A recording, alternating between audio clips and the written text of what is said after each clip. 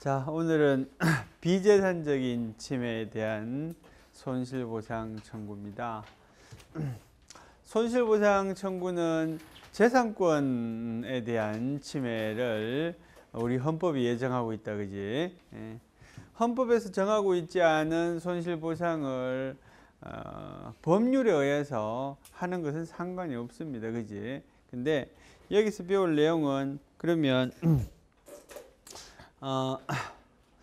개별 법률에서 정하고 있지 않은 비재산적인 침해에 대한 보상을 할 수 있을 거냐는 거지, 그지? 그 침해의 내용은 적법하다, 그지? 침해의 내용은 적법한데, 침해의 내용은 적법해. 적법하다는 말은 뭡니까? 법에 따른 공권력의 행사라는 거지, 그지? 그런데 여기서도 문제되는 것은 뭡니까? 보상 규정이 없는 경우에 문제가 된단 말이죠. 그지?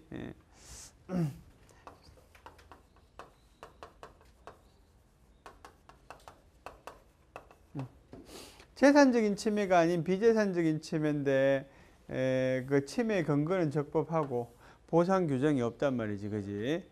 그래서 이 기본적인 뭡니까? 아이디어는 뭐하고 비슷한가 하면 수용 유서 침해하고 비슷한 거지, 그지? 그래. 근데 우리 앞 시간에 이런 이야기 했잖아. 이런 경우에 독일에서는 뭐에 의해서 한다고? 희생보상 청구라는 거에서 해결하더라는 거지, 그지? 희생보상 청구라는 것은 관습법 이론이라고 그랬다, 그지? 관습법 이론이고 우리나라에는 그런 관습이 없으니까 우리나라에 그대로 적용되지 않는다, 이런 이야기 했지. 예를 안 했네, 그지? 예컨대 이런 거야, 그지? 보건소나 아니면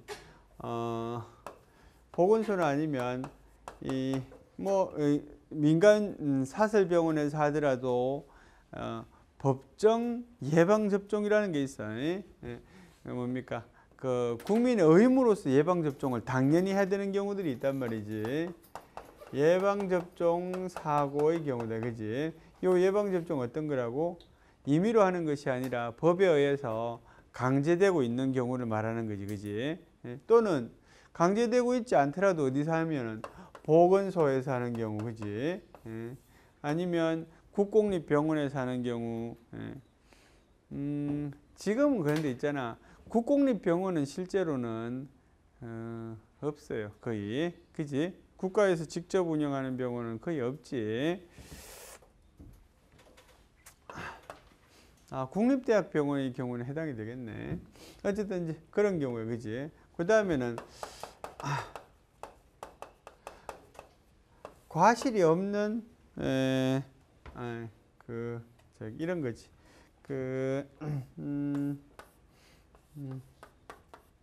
도둑놈이야, 그지? 도둑놈을 이제 쫓아가는 사람이 있었어, 그지? 경찰이 보고 쐈는데, 그지?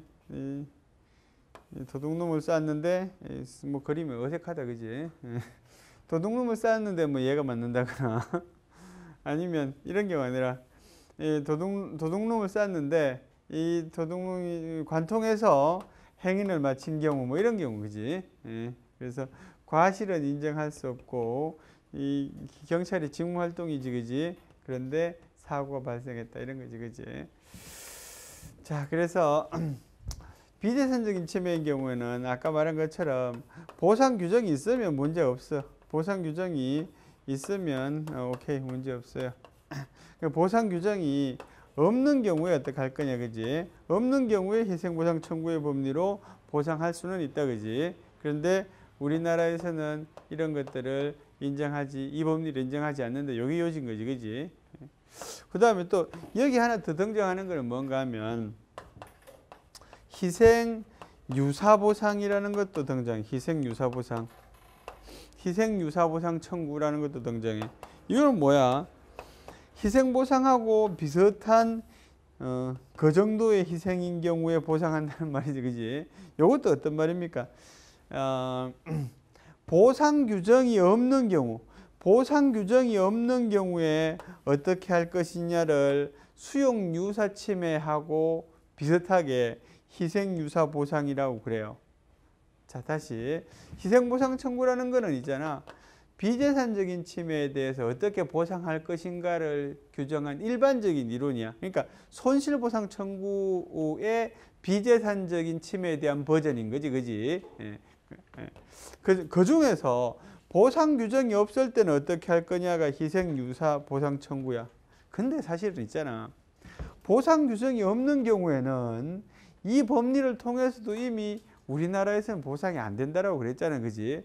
그러니까 희생유사보상이라는 법리는 필요 없어, 사실은. 필요도 없는 거야. 이건 어디서 필요해? 독일에서는 필요하지. 독일에서는 봐봐. 보상 규정이 없더라도 희생보상 청구라는 이런 관습법 이론을 통해서 보상할 수 있잖아. 그죠? 이런 경우에도. 그러니까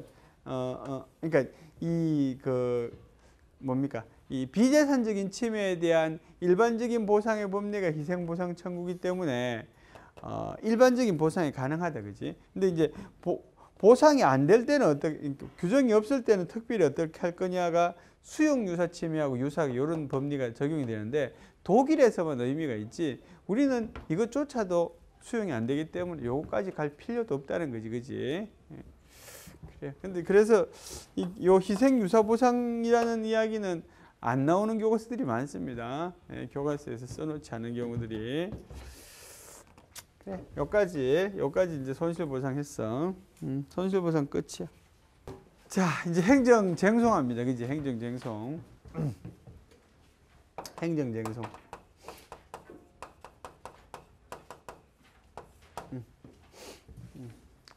쟁송이라는 말은 다툼을 심판의 구조로 해결하는 방법을 말한다, 그지? 예, 그래요. 우리 행정쟁송이 있잖아. 행정심판하고 행정소송이 있어, 그지? 예. 심판하고 소송이 있는데, 요 심판은 행정조직 내에서 해결하는 방식입니다. 소송은 법원에서 해결하는 방식이야, 그지? 예, 그래서 쟁송이 갖는 기능에는 두 가지가 있거든. 쟁송이 갖는 제일 큰 기능이 뭘까? 모든 종류의 쟁송이 다 마찬가지인데 모든 종류의 쟁송은 이 기능이 제일 주된 기능이야. 어떤 기능이야? 어떤 기능이에요? 뭘 하겠어요? 이거 왜 다투는 거야? 왜? 권리를 구제하기 위해서지, 그치? 권리 구제 기능이 제일 큰 기능이야, 그치? 네, 기능. 두 번째는 있잖아. 두 번째는 행정 통제 기능이 있어요. 그렇잖아, 그지? 잘못을 지적하고 시정해주면 통제가 되는 거지, 그지?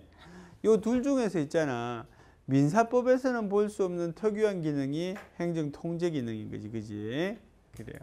자, 심판과 소송이 있는데 심판은 이 둘 중에서 뭐가 주된 기능일까? 소송부터 할까? 소송은 뭐가 주된 기능일까? 권리 구제 기능이 주된 기능이야, 그지? 주기능, 부기능 이런 거지, 그지? 심판은 행정 통제가 주된 기능이야. 네, 그래. 뒤에 배우지만 있잖아. 심판은 그 대개의 경우에는 처분을 한 기관보다 한 급 높은 기관에서 합니다. 그래서 직권 상급기관이에요. 직권 가까이 있는 상급기관. 성동구청장의 처분에 대해서는 서울시 행정심판위원회에서 한단 말이에요, 그지? 그러니까 직권 상급기관이니까 하급기관에 대한 통제 기능이 있단 말이에요, 그지? 그런 측면에서 이루어진다는 거지, 그지? 예. 그래. 우리가 심판하고 소송을 배울 텐데 심판을 먼저 배울까, 소송을 먼저 배울까?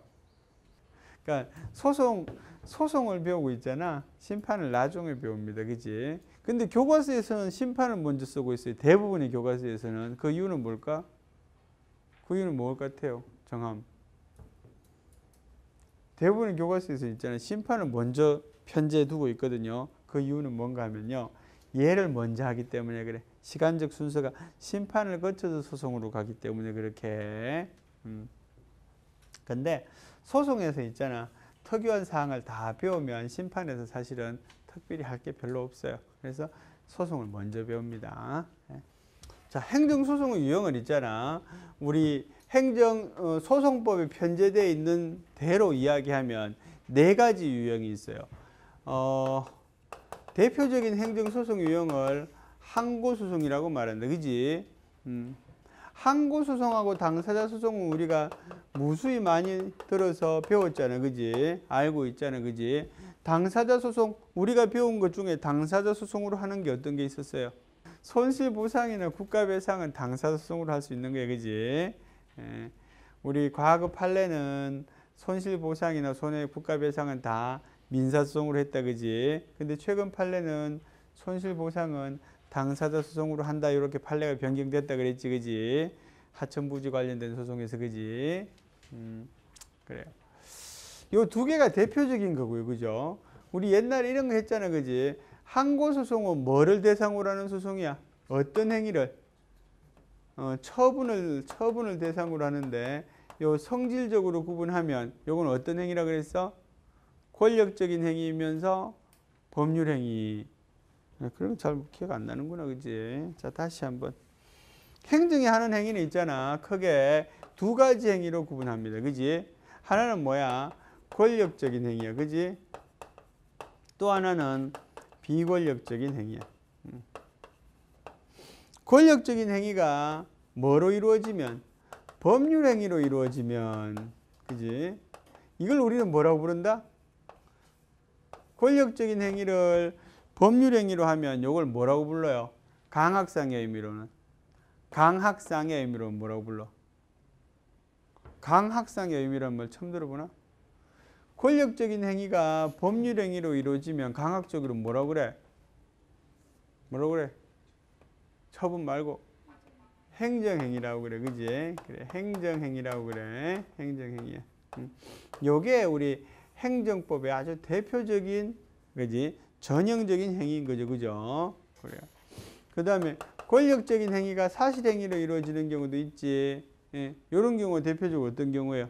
행정 강제야. 행정 강제가 대표적으로 이걸로 이루어집니다. 그지? 예. 강제 집행이나 적시 강제는 이걸로 이루어집니다. 그지? 비권력적인 행위가 법률 행위로 이루어지기도 하지. 여기 뭡니까? 공법상의 계약 같은 게 대표적인 거야. 그지?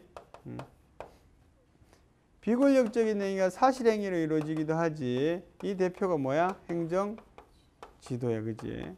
그래서 있잖아. 사실은 행정이 하는 작용은 크게 이 네 가지 범주에서 다 이해가 됩니다. 그지? 네 가지 범주를 벗어나진 않아. 유형화 시키는 거니까. 그지? 그래요.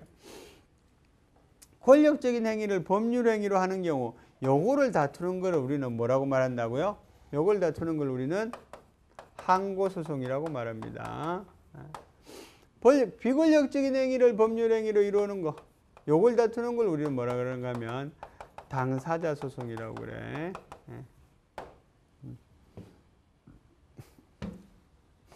아까 말한 것처럼 국가배상이나 손실보상도 비권력적으로 이루어지는 법률행위의 유형의 범주에서 조금은 어폐가 있네. 손실보상이라는 거는 권력적인 행위야, 비권력적인 행위야? 권력적인 행위잖아. 그지? 그래요. 그런데 그것이 왜 당사자 소송이 되는가 하면 행정 주체 간 다툼이기 때문에 그래.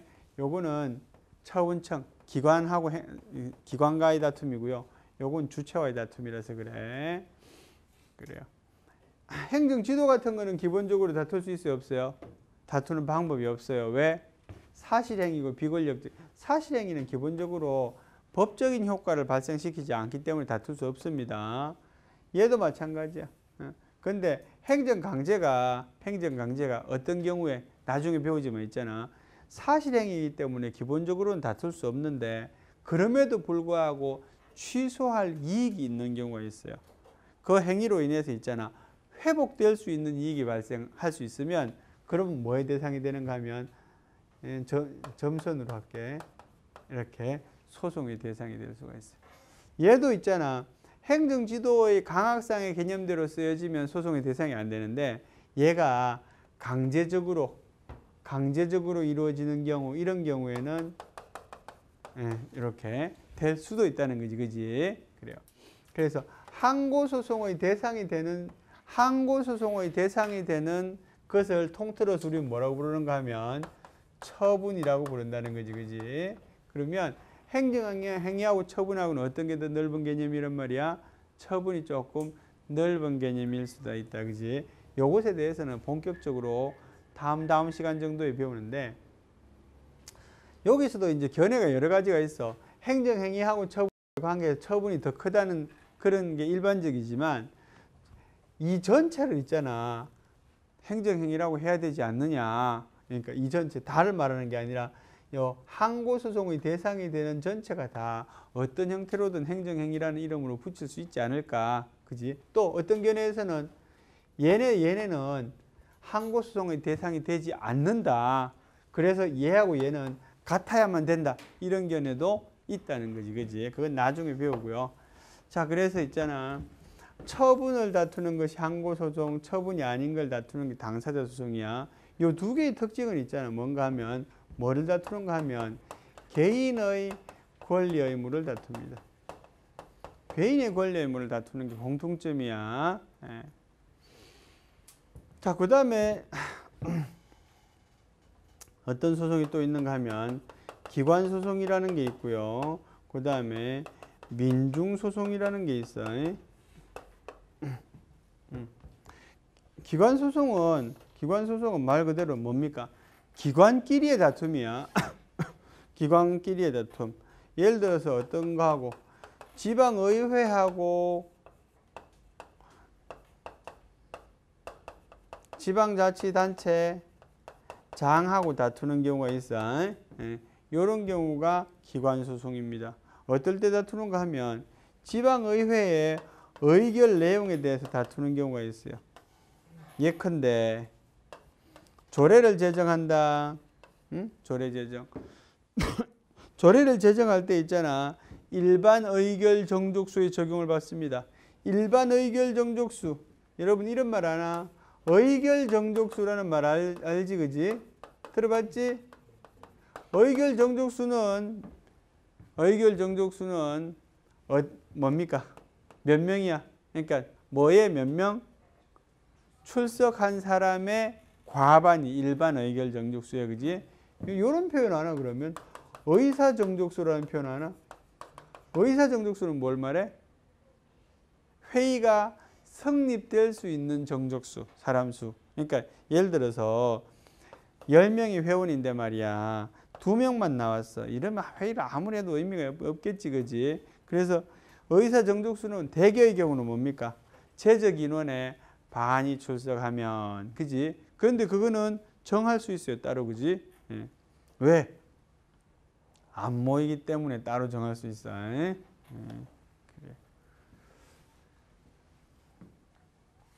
독일의 어떤 지방자치단체 가면 있잖아.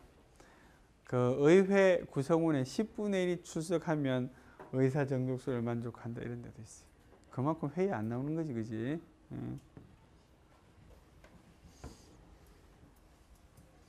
우리 과 학생 중에 한 명이 어떤 토론대회를 나가는데 토론의 주제가 있잖아. 의무투표제 할 수 있느냐, 이런 거야. 투표를 강제할 수 있느냐, 그지? 강제할 수 있겠나 없겠나? 지혜. 안 될 것 같아, 그지? 투표의 대원칙이 뭐야? 자유투표, 그지? 강제투표가 아니고. 강제투표는 어디서 하던 거야, 옛날에? 북한에서 하던 거잖아. 근데 얼마나 투표에 참석을 안 하면 그런 아이디어가 나오겠어요. 사실 우리나라에서는 별로 적당한 아이디어는 아닌 것 같아요.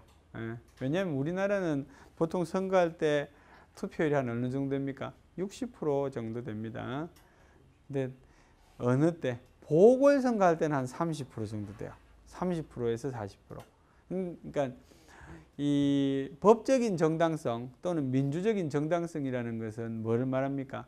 몇 명한테 물어봤느냐 이거야, 그지? 네가 이런 일을 하는데 몇 명한테 물어봤느냐. 근데 시장이 되려는 사람, 이 사람 시장 되는 게 좋습니까? 안 좋습니까? 물어봤는데 3명한테 물어봤는데 그 중에 2명이 오케이 했어. 그러면 전체적인 민주적인 정당성은 20%밖에 안 되잖아. 그지? 그럼에도 이 사람이 이 지역을 꾸려 나가는 게 적당하냐? 이게 좀 의문이긴 해. 그지? 그래요. 그런 개념이야. 그지? 이런 건 상식이니까 알아둬야 돼. 의사 정족수는 회의를 구성할 수 있는 정족수. 의결 정족수는 어떤 결정을 내릴 수 있는 정족수를 말하는 거다. 그치? 그래서 조례의 경우에 최적의 과반수, 출석의 과반수면 성립한다. 그지? 성립하는데 거부권을 행사할 수가 있어요. 이 거부권은 누가 행사합니까? 지방자치단체 장이 행사합니다. 그지? 여러분 거부권에 대해서 잘 모르니까 짧게 법률안도 거부권 있잖아. 법률안 거부는 누가 할 수 있어요? 법률안에 대해서 이 법률안 제정에 관한 국회 의결했다. 그지? 누가 거부할 수 있게? 대통령이 할 수 있어요. 그죠? 거부에는 2가지가 있어요. 수정 거부라는 게 있고 환부 거부가 있어요. 수정 거부는 고쳐서 야 요래하면 내가 오케이 할게 이렇게 알려주는 거야. 환부 거부는 그냥 야 다시 해라고 넘기는 거야. 그지? 우리나라에는 수정 거부가 인정되지 않아요. 환부 거부만 인정이 돼. 지방자치단체도 마찬가지야. 수정해서는 안 되고요. 그냥 넘겨주는 것만 돼. 물론 의사 전달은 되겠지. 간접적으로 하면. 그래서 뭐 할 수 있어? 재의결을 할 수가 있어요. 재의결을 하면은 과반이 출석해가지고 그 다음에 여기 뭐게? 몇 분의 몇? 3분의 2가 그지? 재의결을 할 때는 좀 엄격한 의결 정족수를 요구한다. 그지? 오케이. 그러면 이게 확정이 되느냐? 확정이 안 돼요. 여기서 다시 다툴 수 있는 방법이 있어요. 그죠? 여기서 그 다음에 다툴 수 있는 방법이 뭔가 하면은 이게 뭐 조례의결, 무효 확인 소송이에요. 조례의결 무효 확인 소송인데 있잖아. 요게 뭐란 말이야? 요게 기관 소송이야. 근데 누구하고 누가 다투는 거야? 저기 있는 것처럼 지방의회하고 자치단체 장이 다투는 겁니다. 그지? 자, 민중소송은 있잖아. 이런 거야. 민중소송은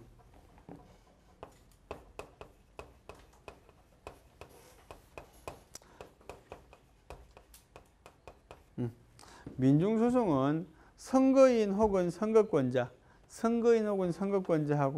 누가 다투는가 하면 예컨대 당선자가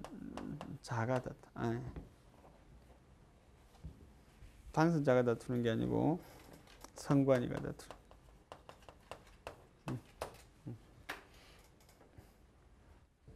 요 뭐런 거 있잖아. 당선 무효 소송 이런 거 있지, 그지? 당선 무효 소송. 이거는 당선된 사람하고 다투는 게 아니고 선거 관리하는 사람하고 기관하고 다투는 거지, 그지? 선거권자는 누구야? 투표하는 사람은 말이야, 그지? 자, 시장 선거에서 A, B, C 세 후보가 나왔어. C가 됐는데 있잖아. A가 말이야. 선거 무효 소송을 다투면, 당선 무효 소송을 다투면 요거는 민중소송이게 아니게? 요건 민중소송이 안 돼. 얘는 직접 다투는 건 아니야. 직접 다투는 거는 뭡니까? 항고소송이 되겠지.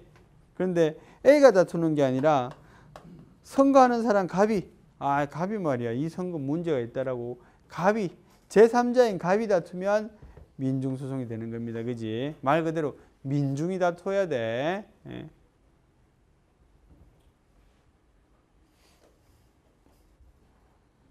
어떤 책에 보면 있잖아. 이런 거 좀 무심하고 넘어갈 수 있거든. 어떤 책에 보면 얘를 이렇게 들어놓은 사람이 있어. 다른 후보자가 하면은 항고소송이 됩니다. 왜 어떤 이야기를 하는가 하면 얘는 개인의 권리 의무를 다투잖아. 그지? 자기의 권리 의무를 다투면 이건 항고소송이 되는 거야. 또는 당사소송. 자기의 권리 의무를 다투는 것을 우리는 뭐라고 부르는가 하면 주관적 쟁송이라 그래. 주관적 소송, 주관적 쟁송. 소송인 경우는 주관적 소송인 거지, 그지? 주관적 쟁송이라 그러고요. 자기의 권리 의무 아닌 걸 다투는 거지, 이거는 그지? 권리 의무하고 직접 관련 없지. 자기의 권리 의무하고 이런 걸 뭐라고? 객관적 쟁송이라고 그래.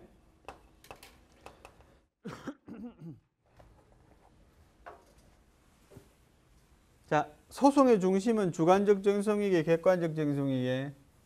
소송의 중심은 주관적 정성이지, 그지? 당연히 내가 권리 의무에 문제가 있을 때, 내 권리 의무를 침해당했을 때, 새롭게 부여받았을 때 다투게 되는 거지. 이거는 뭡니까?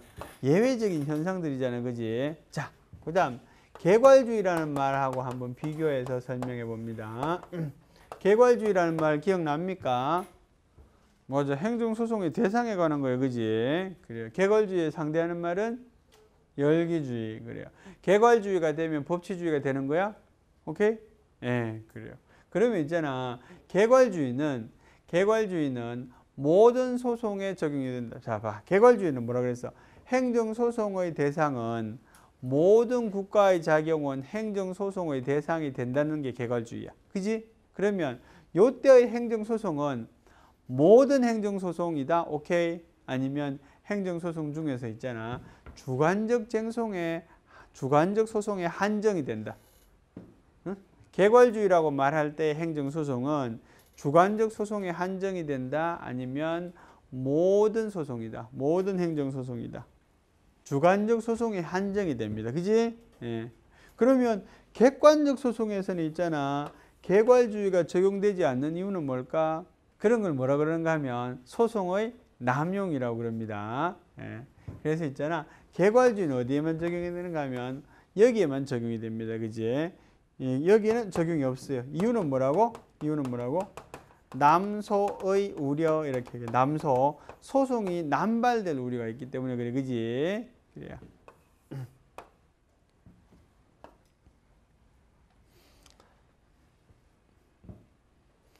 주관소송하고 객관소송의 비중은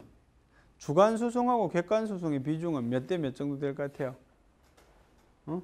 태준아, 몇 대 몇? 9대1. 네, 그래요. 월등히 주관소송이 많다, 그지? 중요하고, 그지? 그 다음에 항고소송하고 당사소송의 비중도 항고소송이 월등히 많습니다. 그래서 우리가 보통 행정소송 그러면 뭘 말해? 행정소송 그러면 그냥 요거를 말하는 경우들이 많습니다. 예. 사실은 개괄주의에서도 있잖아. 물론 당사자 소송도 적용이 되겠지만 개괄주의에서 말하는 것도 기본적으로는 뭐야? 항고소송을 염두에 두고 있는 거야. 행정이 하는 행위, 국가가 하는 행위라는 것은 주로 어떤 행위입니까? 권력적인 행위를 말하는 것이거든. 그지? 예. 그것이 소송의 대상이 되는지 여부니까. 그래서 항고소송 중심으로 배우고요.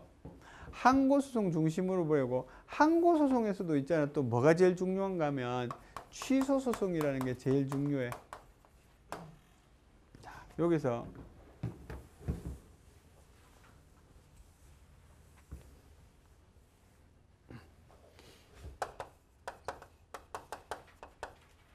자, 항고소송은 내가 항고소송이 뭐냐 이렇게 물어보면 앞으로 뭐라고 대답하는가 하면 처분을 다투는 소송입니다. 이렇게 이야기 앞으로 나랬지.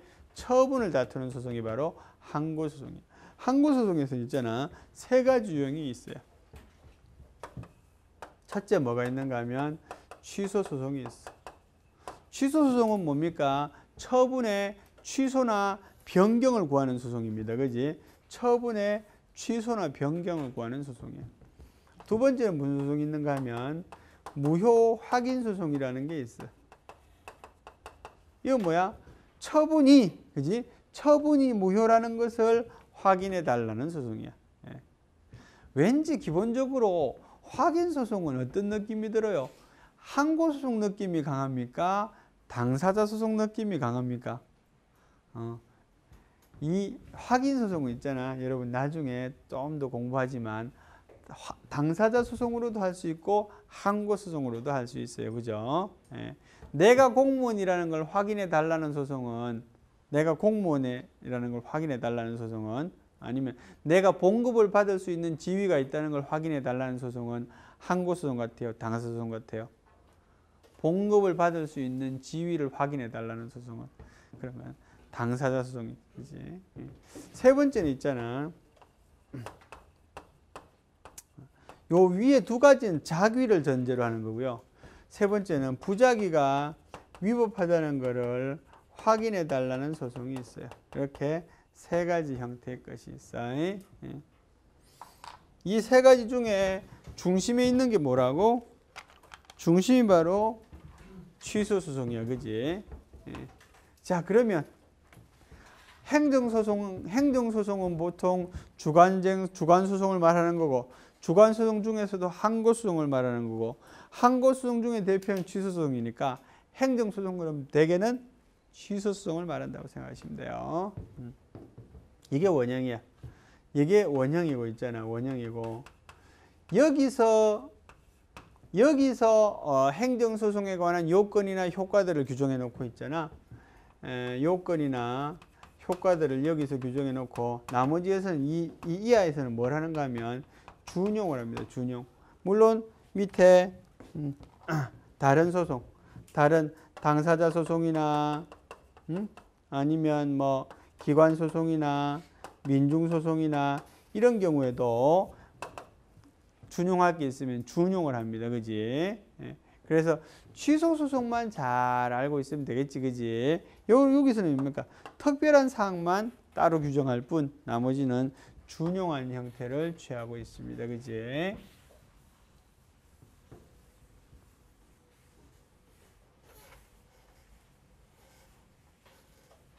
그 다음에 있잖아. 행정심판하고 비교해 볼게. 잠깐만. 행정심판은 뭔가 하면 행정심판은 행정의 행위에 대해서 상급 행정기관이 시정하고 통제하는 기능을 한다 그랬잖아. 그지? 자, 이것이 하는 기능은 뭐라고? 잘못을 시정하고 통제하는 기관이야. 잘못을. 사실은 요 안에 뭐 들어가? 잘못된 뭐뭐를 시정하고 통제하는 기관이야. 여기 들어갈 말이 뭐게? 잘못된 처분. 그렇죠. 잘못된 처분을 시정하고 통제하는 기능을 해. 그러면 행정심판은 있잖아. 행정심판은 모두, 요 모두가 들어가도 돼. 모두 어떤 쟁송일까? 행정심판은 모두 어떤 쟁송이다? 아까 했잖아. 어떤 소송, 이건 심판이니까 소송은 아니잖아. 그지? 쟁송이잖아. 그지? 자, 행정심판은 모두 항고쟁송이다. 오케이? 네, 행정심판이 있잖아. 올 항고쟁송입니다. 왜? 처분을 다투니까 그래. 그지? 자, 행정심판에는 어떤 게 있는가 보면 있잖아.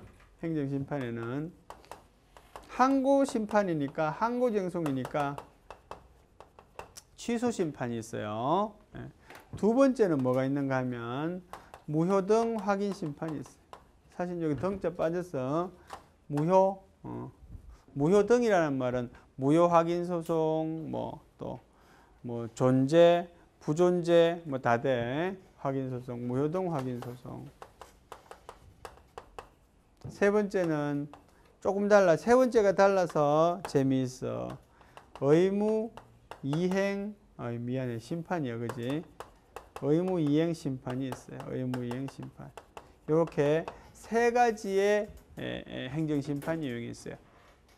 취소심판, 무효등 확인심판, 의무 이행 심판. 자, 재미있는 건 있잖아. 뭐가 달라? 여기는 의무 이행 심판이 있는데 여기는 부작위 위법 확인 소송이 있지. 그지? 서로 다르지. 그지? 달라요.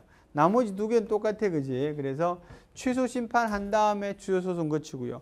무효 확인 심판한 다음에 무효 확인 소송 거치고 이렇게 할 수 있어. 근데 여기는 의무를 이행해 달라는 심판이고요. 여기는 위법을 확인해 달라는 소송이야. 그지? 이행하는 거하고 확인하는 거하고 어떻게 더 강력합니까? 이행이 훨씬 더 강력하지. 그지? 그래서 행정심판에는 이행이라는 조치를 할 수 있어. 강제조치의 일종의. 그지? 그거는 왜 가능할까? 행정심판에서는 이행이라는 이런 결정이 가능해. 그지? 이행이라는 나중에 배우지만 심판이라 재결이야. 이행재결이 가능해. 이행재결은 강제이행재결이야. 그지? 강제이행재결이 가능한 이유는 뭘까? 어디로 와? 다시? 상급기관으로서의 시정통제 기능 때문에 가능한 거야. 여기서는 있잖아. 그러면 부작위에 대해서 의무이행 소송은 왜 안 돼? 얘는 있잖아. 법원이기 때문에 행정을 직접 지배할 수 없지? 그지? 직접 지배하면 뭐에 위배돼요? 권력 분립 위배되잖아. 그지? 그런 이유 때문에 의무이행 소송이라는 건 인정이 되지 않고 부작위 위법 확인 소송만 인정된다. 그지? 현재에는. 그지? 현재에는 그렇다는 말은 뭡니까? 앞으로는 바뀔 수도 있다 이런 말이야. 그지? 자, 내가 지금 써놓은 취소소송, 무효 확인 소송, 부작위 위법 확인 소송, 당사소송, 기관소송, 민중소송 이런 것들은 행정소송법에 규정이 된 형태야. 그지? 이거 뭡니까? 다 이게 법정 행정소송이야. 법정 행정소송. 법정 행정소송이란 말은 뭡니까? 법률로 정해진 행정소송의 유형을 말하는 거야. 요 세 가지를 뭐라고 부르겠어? 그럼 취소소송, 무효정 확인소송, 부작위 확인소송 세 가지를 묶어서 뭐라고? 법정 항고소송이라고 부릅니다. 얘는 법정 항고소송이야. 그지? 문제. 법에서 정하지 아니한 항고소송을 할 수 있다 없다? 법에서 정하지 아니한 항고소송도 할 수 있겠나 없겠나? 길륜식 어때요? 법에서 정하지 아니한 항고소송을 할 수 있다. 왜 그렇습니까? 왜 안 될까? 다른 질문 하나 드릴까? 민사소송에서는 있잖아. 민사소송에서는 소송의 유형을 정하고 있을까? 민사소송에서는 이 행정소송 딱 이렇게 분류해놨잖아. 그지? 체계별로. 민사소송도 이런 소송, 이런 소송, 이런 소송을 법에서 딱 규정하고 있을까? 안 하고 있을 것 같아. 그 이유는 뭘까? 개인의 권리 다툼에 있어서 있잖아. 개인의 권리 다툼에 있어서 이 소송의 형태에 관계없이 국가는, 법원은 그 분쟁을 해결해 줄 의무가 있는 거지. 그지? 그러면 행정소송에서는 왜 말이야 소송 유형을 이렇게 정하고 있을까? 이거는 뭐하고 관련되는 거게? 행정소송에서 소송의 유형을 미리 정하고 있고 그것이 아닌 소송은 안 된다라고 말하고 있거든요. 그 이유는 어디 있겠어요? 근본적인 이유는 어디 있을까? 근본적인 이유는 어디 있을 것 같아? 이런 컨셉이잖아. 쉽게 말하면 있잖아. 국가가 야 나하고 다툴 수 있는 소송 유형을 내가 정해줄게. 10개. 네가 말고는 나는 네 말을 들어줄 수 없어. 뭐 이런 거거든. 그지? 예. 그런 베이스는 있잖아. 기본적으로 어디 있어요? 행정 우월성이 있는 거야. 알겠습니까? 행정법의 기본적인 출발점이 행정의 우월성이라 그랬지. 그래서 뭐 불가쟁력, 뭐 불가 이런 거 이야기했잖아. 그지? 그래요. 그러니까 이 그런 행정 행위의 어떤 특수한 성격이 소송에 반영이 되는 겁니다. 그지? 그래서 나는 있잖아. 다툴 수 있는 유형을 이렇게 정해놓을게. 근데 다툴 수 있는 유형이라는 게 한정적인 게 아니라 거의 모든 유형을 커버하고 있어요. 사실은. 그런데 여기서 정하지 않은 유형까지 우리가 다 고려하지는 않는다는 말이지. 그지?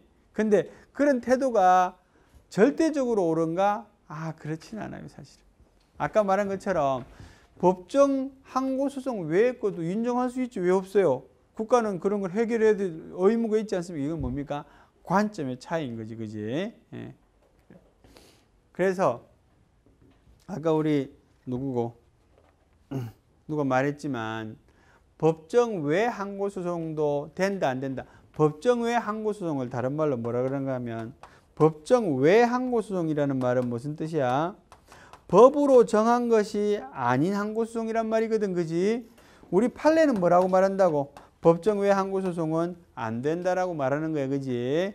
그런데 학설은 안 된다 된다 이렇게. 그지? 그래서 어디 개정 안에는 행정소송법 개정 안에는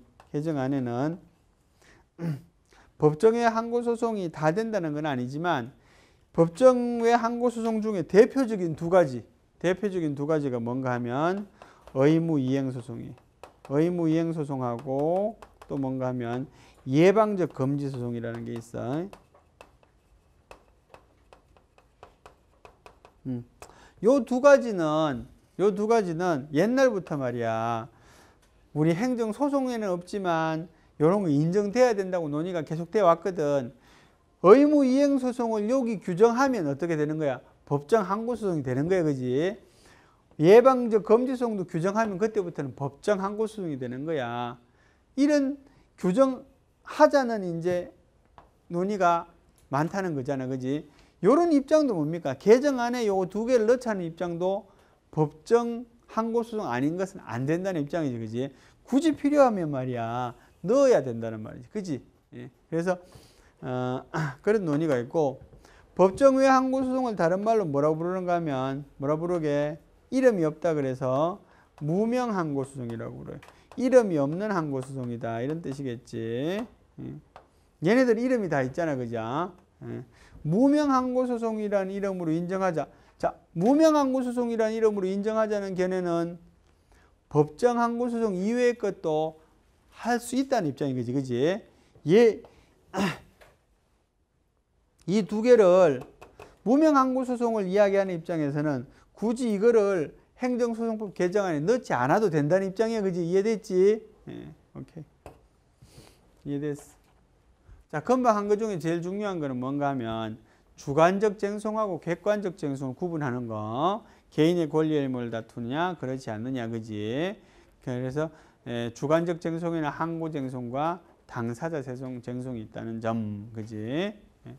항고 쟁송이 제일 중요하다. 그지?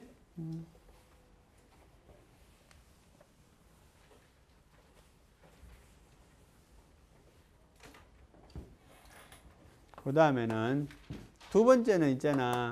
시심적 쟁송하고 복심적 쟁송이라는 게 있어요.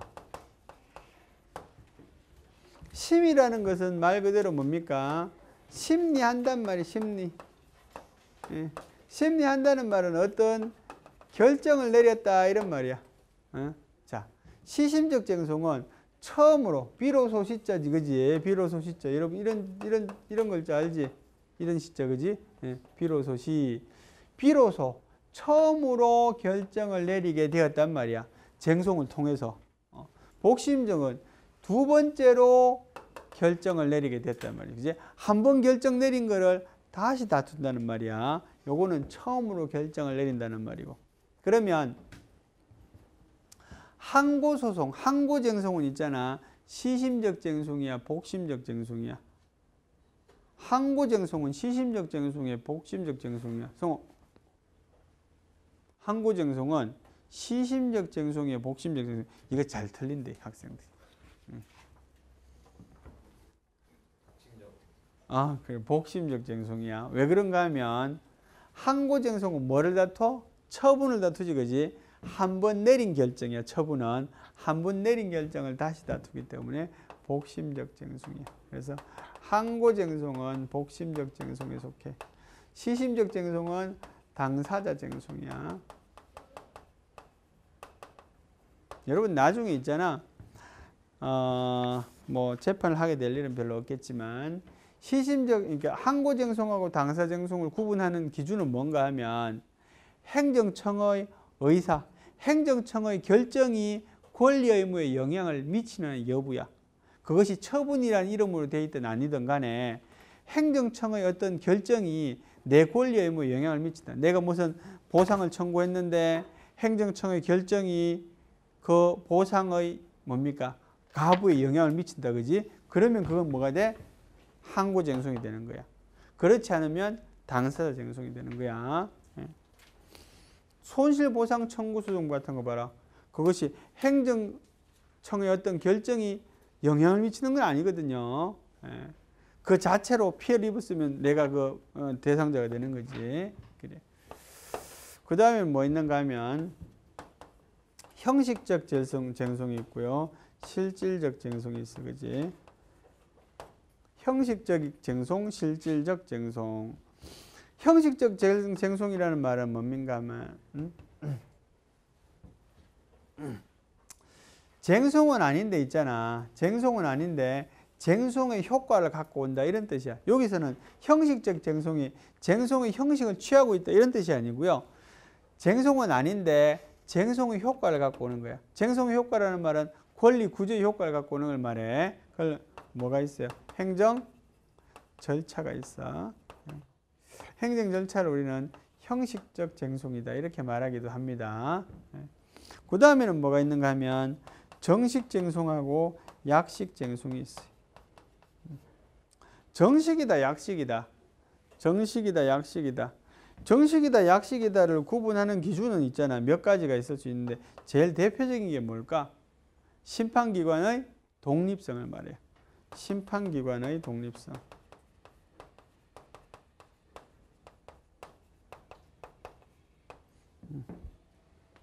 이거 말고도 사실은 몇 가지가 있을 수 있어요. 공개성. 공개적으로 하느냐, 그지? 아니면 뭡니까? 변론 기회가 충분히 지어지는지 여부 이런 거. 이런 것들이 바로 정식, 약식 이렇게 나눌 수 있는 거지, 그지?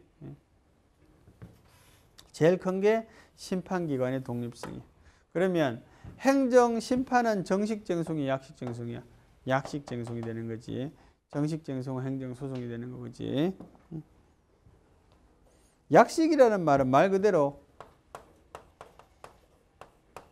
생략했단 말이야, 그지? 약.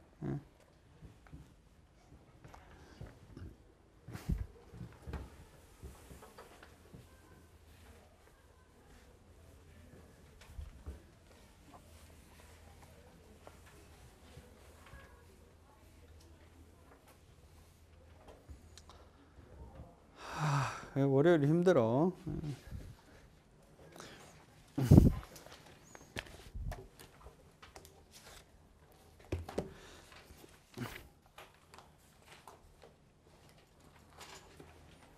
자, 그 책에 있잖아요. 비교한 거 잠깐 볼게. 행정심판과 행정소송의 비교. 행정심판은 행정통제 기능이 주된 기능, 소송은 권리구제 기능, 쟁송의 대상 차이, 행정심판의 위법 부당한 처분, 소송은 위법한 처분. 왜 심판에서는 부당한 처분까지 다툴 수 있는 이유가 뭐예요? 기본적으로 있잖아. 기본적으로 법원에서는 위법한 것만 다툰다, 그지? 법적으로 문제 있는 것만 다툰다, 이런 뜻이야, 그지? 근데 심판에서는 부당하다는 말은 법적으로 문제는 없다, 이런 말이야. 부당은 뭘 부당이라고 그래, 길윤식? 부당은 어떤 걸 부당하다고 그러노? 위법하다는 말은 뭡니까? 합법성 판단을 해보는 겁니다, 그지? 합법성 판단해봐서 거기 어긋나면 위법하다고 말합니다. 부당하다라는 말은 합목적성 판단을 합니다. 합목적성 판단이란 말은 합리적이지 않단 말이야, 그지? 이런 판단은 비합리적이야. 이런 결정은 합리적이지 않아요, 말하는 거야, 그지? 근데 사실은 합리적이지 않다는 표현이 대단히 갈라내기는 어렵다. 예를 들어서 있잖아. 얘한테 500을 줘야 되는데 100을 줬어요. 요거는 합리적이야, 비합리적이야? 비합리적이지. 비합리적인데 요거는 있잖아. 어디에 걸려요? 합법성 심사에도 걸려요. 왜? 비례원칙 위반이거든. 이거는 합법성 판단을 위법한 거야, 그지? 근데 요런 것도 아니면서 비합리적이어야 되니까 뭐 예를 들기 쉽지 않아. 어쨌든지. 근데 행정심판에서는 합목적성 판단도 한다는 거지, 그지? 그 이유는 뭡니까? 상급기관으로서의 시정통제 기능 때문에 그런 거야. 그 다음에 약식, 정식. 청구기간 봅니다. 처분이 있음을 안 날로부터 90일, 처분이 있은 날로부터 180일. 처분이 있음을 안 날로부터 90일, 처분이 있은 날로부터 1년이래. 자, 공통점은 뭐야? 처분이 있음을 안 날로부터 90일은 공통적이야, 그지? 근데 처분이 있은 날로부터 1년 180일 다른데 이유는 뭘까? 행정심판을 거쳐서 소송으로 가기 때문에 그렇습니다. 그런데 여러분 나중에 배우지만 있잖아. 처분이 있음을 안 날로부터 90일하고 처분이 있은 날로부터 1년하고 어떤 게 적용이 되겠나? 빨리 도달하는 게 적용이 됩니다. 둘 중에 빨리 도달하는 게. 대부분은 어떻게 적용이 되겠어요?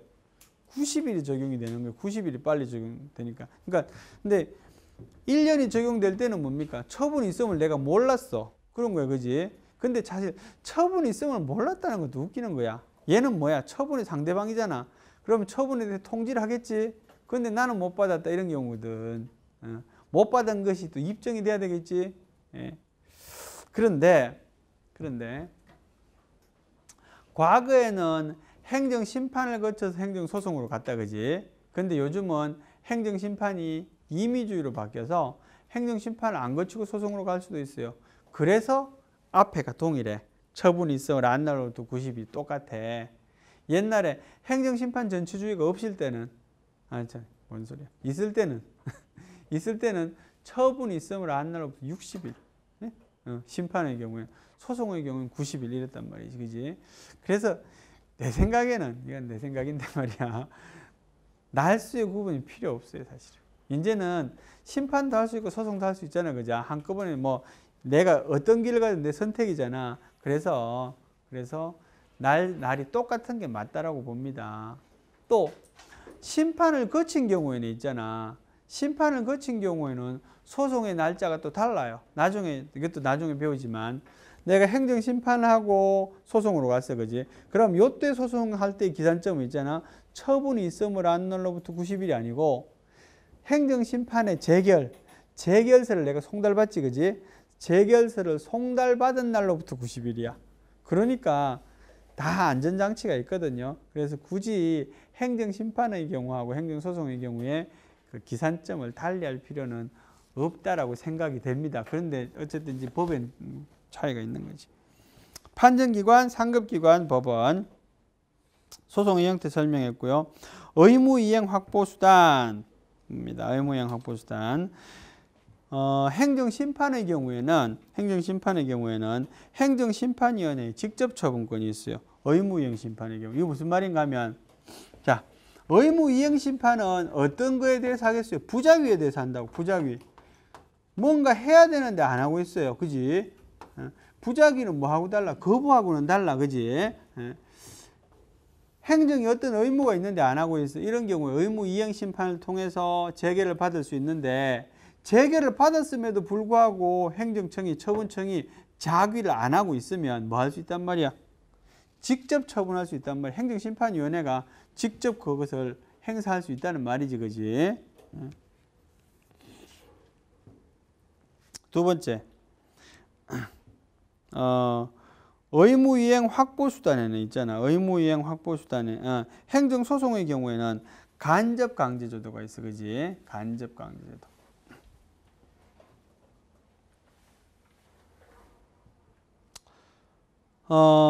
간접강제제도는 부작위 위법 확인 소송에 적용이 돼. 그래, 맞지. 거부 처분에 대한 쟁송의 형태, 의무이행 심판, 취소, 소송. 이건 나중에 설명할게. 조금 어려워. 심리 원칙은 심판은 서면 심리, 구술 심리. 심판의 경우에는 그런데 어떤 거 위주로 하겠어요? 서면 위주로? 서면 위주로 합니다. 그지? 행정소송이라는 거는 보세요. 여러분 소송 안 해봤지만 소송 한번 하면 얼마간의 기간이 걸리겠어요? 아주 1년, 6개월, 1년 이렇게 길게 걸린다. 그지? 심판은 있잖아. 청구서 내면은 한 달 이내에 재결을 해줍니다. 그래서 행정심판위원이 행정심판하러 가면 한 사건만 하는 게 아니라 이래 써있어요. 5사건, 10사건 이렇게 막 한다고. 그러니까 이거를 사람을 불러서 구술심리를 들으면 한도 끝도 없어요. 네. 오케이.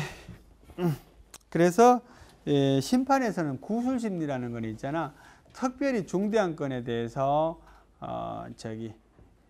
그런 의견을 진술할 필요가 있을 때, 들어볼 필요가 있을 때만 한다. 그치? 그 다음에 변론주의, 처분권주의. 일단 읽어보고 설명할게. 심판은 처분권주의가 적용이 되고, 그지? 직권주의가 원칙이다. 이래 돼 있다. 그지? 그 다음에 소송에서는 변론주의가 원칙이다. 이래 돼 있네. 변론주의하고 처분권주의를 설명할게. 처분권주의는 있잖아. 소송의 개폐에 관한 것입니다. 소송의 개폐. 소송의 개폐라는 것은 내가 소송을 제기할 건지 아니면 소송을 내릴 수도 있잖아. 그죠? 그런 권한을 내 스스로 결정한다는 뜻이야. 소송의 개폐에 관한 권한을 청구인 또는 원고가 갖는 것을 말하는 거지. 그지? 그다음 변론주의라는 것은 주장과 입장에 관한 겁니다. 예. 보통 변론주의는 뭘 갖고 설명하는가 하면 무기라고 설명해요. 예. 그 싸움에, 쟁송이라는 건 싸움이잖아, 그지? 싸움에 관한 무기를 내 스스로, 내가 어떤 칼을 쓸지, 어떻게 공격할지, 뭐 이런 것들을 내 스스로 결정하는 것을 변론주의라 그래, 그지? 변론주의에 상대하는 말이 뭐야? 직권주의야, 그지?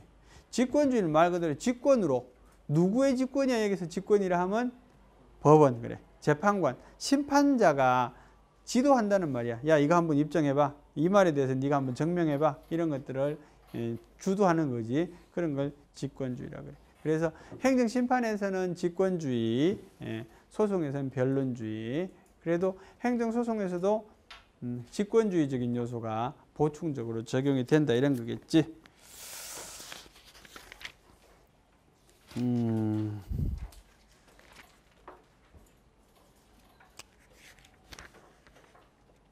그래요. 그 다음에는 이제 행정소송인데, 그죠? 앞부분은 다 했던 거라서 별로 안 해도 될 것 같고요. 특수성 부분만 잠깐 보자. 특수성 보니까 권리 구제 기능 이외에 소송에서도 행정 통제 기능을 담당한다. 소송에서 두 기능을 다 담당한다, 그지? 대상이, 소송의 대상은 처분이다. 소송의 대상은 처분이다라는 말은 어떤 소송에만 맞는 말이야?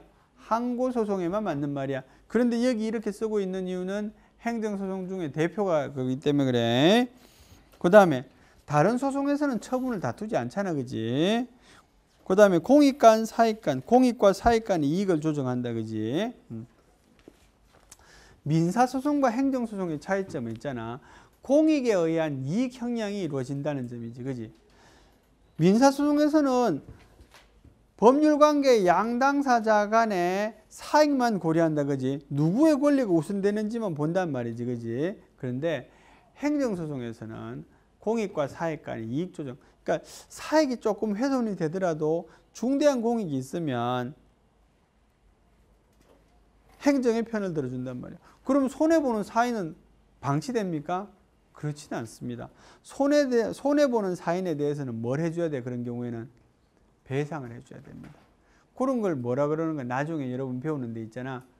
옛날에 배운 적이 있는데 그런 판결의 형태를 뭐라 그래? 이 사람의 청구가 이유 있음에도 불구하고 그 청구를 수용하지 않고 기각하면서 이 사람한테는 손해배상을 해주는 사정판결이라 그래. 사정판결이 바로 여기에 해당되는 거예요, 그지? 공익과 사익 간에 형량한 다음에 공익이 더 크면 사익을 이렇게 좀 제한하는 그런 영, 그지? 오케이. 그래요. 그 다음에 절차적 특수성부터는 다음 시간에 할게. 내용이 많으니까. 수고했어. 수업 끝. 네.